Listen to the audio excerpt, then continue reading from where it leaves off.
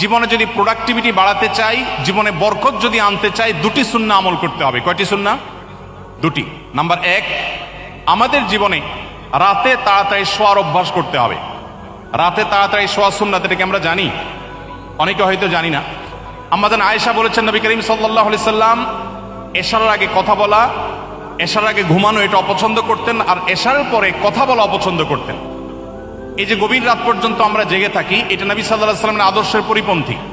দুর্ভাগ্যজনক বাস্তবতা, পৃথিবীর পূর্ব থেকে পশ্চিম প্রত্যেকটা দেশে, প্রতিটা দেশ যারা নিজেদেরকে উন্নতির একটা ভালো পর্যায়ে নিয়ে গেছে, প্রত্যেকটা দেশে মানুষ সন্ধ্যার পরপর শুয়ে পড়ে, আমরা সবাই কম বেশি জেনে থাকবো, এবং সকালে ভোরে উঠে তারা কাজ শুরু করে।